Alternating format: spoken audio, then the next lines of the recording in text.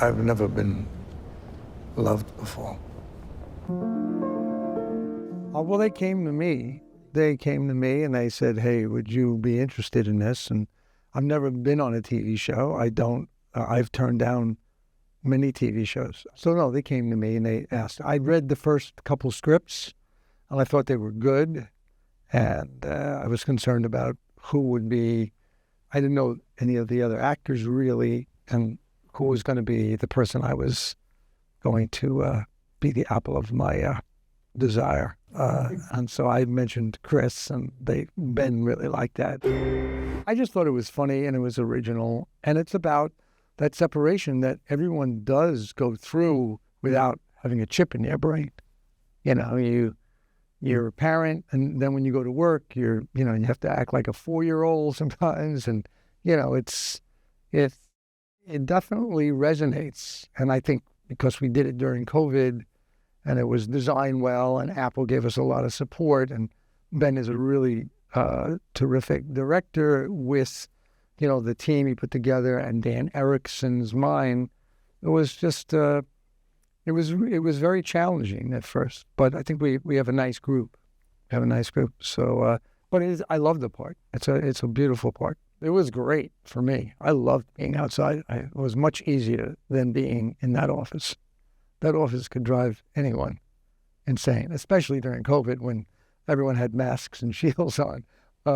So yeah, I like working outside very much. And so it was freeing. We were also, up against the sunlight a lot of times. So you can only do so many takes. I like that challenge. And we shot, a long time because the days were so short. And to get to the location took us, a good portion of the day. But, when you're outside, you have all that environment to respond to besides the story. No, Irving! I care about the other actor always. I want to take care of the other actor. And I think that if you do everything and you choreograph it correctly, then within that, you can fill it, and without hurting someone. And I've been hurt in plenty of movies, and people, their adrenaline gets going, and people have like permanent injuries, and so it's important to take care of the other person. It really is. May Kier's mercy follow you into the eternal dark. The reason I suggested Chris was I had worked with him, I directed him a bunch of times, and I just know we have a ball. And if you can have fun with someone, you can take, and I'm crazy about Chris, and he's got a real fragility to him too. It's so much fun working with him. It's like you're in a jazz band and you don't know. We know the song, but we don't know how it's going to be played.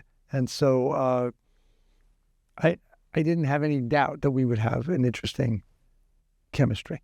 You know what I mean? And that's really been a joy. So we have our own theory about how, the spin-off of Burt and Irv. Well, all we can tell you is that, Jackie Gleason lived in this house in upstate New York. It's built like a flying saucer. It was where his piano was. And we feel that house is in our future. So that flying saucer. We don't know what happens, to Burt afterwards. And we don't know what happens to Irving, because he has a whole other life that we really don't know that much about. I mean, I kind of know, why he was severed, but the writers could change that reason. That's for them to decide, and then but he's alive, and there's people going to be, they may need help in that place. And Irving comes from a certain background that may be very useful.